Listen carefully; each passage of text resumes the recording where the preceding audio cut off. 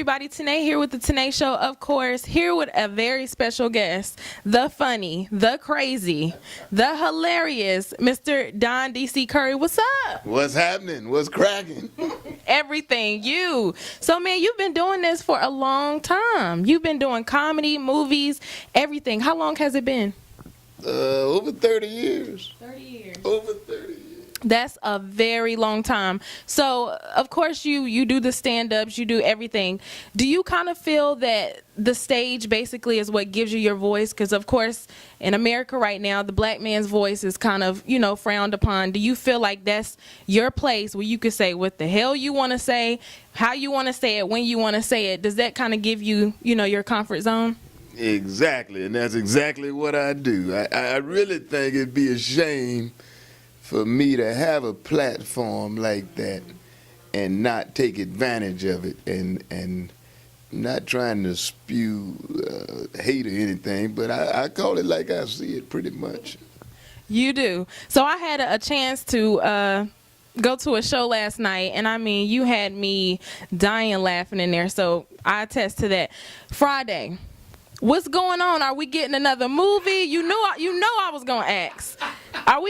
What's up? Give me the details. All over the years, there's always been a rumor that another one's coming out, another one's coming out. So I talked to John Witherspoon, my boy, the other day, and there's a rumor now that they are going to do one that is coming this year, and that they're getting it together now. Have I actually received the call? Not yet. Not yet. Oh, man. We're going to have to do something about that. It feels real this time, though. Okay. So long as it feels real, you do know that Friday is like the all-time classic. Honestly, I don't think nobody's going to top a Friday after next. It just kept getting better and better and better. Talk about that experience on set and just working alongside your friends and those funny characters of yours. It was really an amazing job. It was more like a party, and we had our old group, and then, of course, the young guys had their group, but John Witherspoon and I think we were the old people on the set, but we had our fun and drank our wine. And matter of fact, the other day when we were all together, he and I and Chris sitting around there talking about doing another one, we said, man, we got to hurry up because John and I will be dead. Oh, my gosh, don't say that. Don't say that. Don't say that. I'm waiting. I'm telling you, I'm every single year I'm like, they gotta do another one. They gotta do another one. So hopefully that comes together. And you kind of talked about my next question. I'm sure you all are friends and you stay in contact. What's the fine line between friendship and comedy? I'm pretty sure you've seen the whole thing with Kevin Hart and Michael Blackson and all of that. Is there a fine line between that? When you friends do, are you off limits from cracking jokes on each other? How does that go? I never say anything about a friend of mine that I would not know if I were not his friend. Okay. But now, general public information and public perceptions, my point of view on that has always been, hell, if you're a comic and some comics are touching, you're a comic and you can't take a joke. Right. But I would never divulge anything that I know as a result of being the person's friend. Yeah. So what's your take on that situation? Do you think Michael Blackson is kind of wrong for what he did? And, it kind of seemed like he included some stuff that didn't really have nothing to do with comedy. He was calling them unfunny and all type of stuff. So that's beneath the belt. That's below the belt, and it's personal. Yeah. That's personal and beneath the belt, and it's juvenile. Yeah. Even if it's not funny to you, I wouldn't give a damn what another comic thought, because another comic is not paying to see me. So he's the worst person, really, to take his opinion. I would be more apt to take just a person off the street's opinion and care more about that than another comic. But it's juvenile. Yeah. They need to squash that. So of course we got to talk about Donald Trump. You refer a lot to him in your jokes. Is he kind of like the main point of what's going on right now? Trump is full of shit. He's a shithole. I can say it now. I've never seen the word shit on the news so much as in the last 2 days in my life.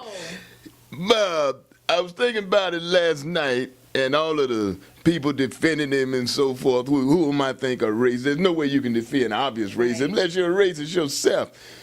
But their defense is he's just straightforward. He's saying what he feels, and it's bad. Even the ones that try to halfway compromise say, well, it's bad because he just says how he feels. But even if that's true, it's not bad that he says what he feels. It's bad that the fool feels like that. So even if he didn't say it, it's bad that he feels like that. It ain't bad that he speaks his mind. It's that's the kind of shit he got in his mind. Terrible. So what do you feel about Oprah? You know, they keep saying Oprah for president. She gave this bomb speech, and now it's Oprah for president. I mean, what's your thoughts on that? After Donald Trump, I vote for Nene Leakes. Okay. Lil Wayne. David Duke. George Duke. He's dead. John Wayne. Anybody after Donald Trump, I got a shot. Do I think Oprah would make a good president? Keep your comments to yourself on that? No, I said no. Oh, you said no. But that doesn't mean I wouldn't vote for him. Right. But anything from this would be a step up. Yeah. Anything. Anybody. I cannot think of nobody that could be worse than Donald Trump. Terrible. So, what's your thoughts on Steve Harvey meeting with him? If you were given that chance, and he said, I want to have a meeting with you, would you have done that meeting? And if so, what would be that discussion in that room? What would y'all talk about? I ain't no way in hell I would have done that. Yeah. And Steve, you know, is my boy. I'm proud of him for what he's doing. But Donald Trump systematically uses people. It's the old thing, divide and conquer. And he came out with the African countries or shitholes. I don't think it's a coincidence that he did that on the Martin Luther King weekend where he was trying to. So he says that first to pacify his bigoted support. Right.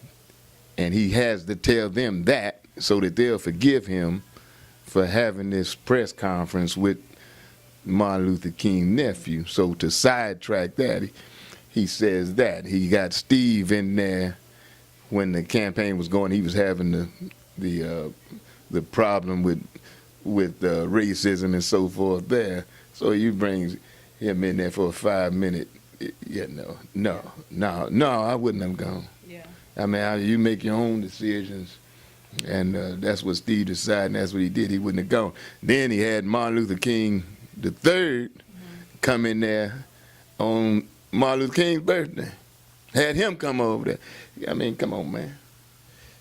And it's like he's doing it right in our face. He's not hiding it. He's not sugarcoating it. No, he's blatantly doing it. That's crazy.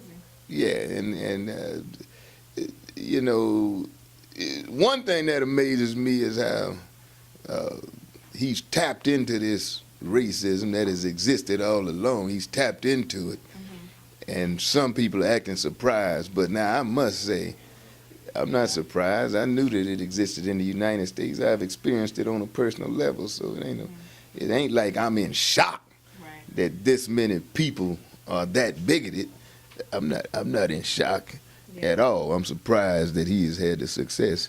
I was surprised that he won. He didn't intend to be president of the United States. The man told you I could shoot somebody, and these fools supporting me would still support me. If that don't say it all, I don't know what does. But life goes on, you know. It does. And kind of going back off of what you were saying with the controversy going on, have you seen the H&M thing where the little boy's African American had the shirt on that said the cutest monkey in the jungle or something like that? Did you see that? That got by me. Yeah. I haven't seen that. It's huge right now. They basically H&M, the clothing company, has a little boy and he's having an ad on with a sweatshirt and it says cutest monkey in the jungle. Jeez. So all of these celebrities have pulled out of their endorsement deals and all kind of stuff, and H&M issued an apology, and the mom even made a statement on Facebook saying, you know, we got to stop crying wolf, and she saw nothing wrong with it. I just think it's almost as if we're accepting it now for a check. The mother of the boy? The mother of the she boy. got that little check. Yep. She got that little check and roll with it, but there is not enough money for me to sell my soul on any issue and on any level. Yeah. That's ridiculous. So I'm gonna wrap up, but I wanted to know personally, in this whole entire business, this whole time you've been doing this whole thing, have you ever legit had your feelings hurt in this business? I mean, it could have been, when you were first starting out doing comedy or whatever. Have you ever legit had your feelings hurt? And at what point did you bounce back from that? And how did you learn from that?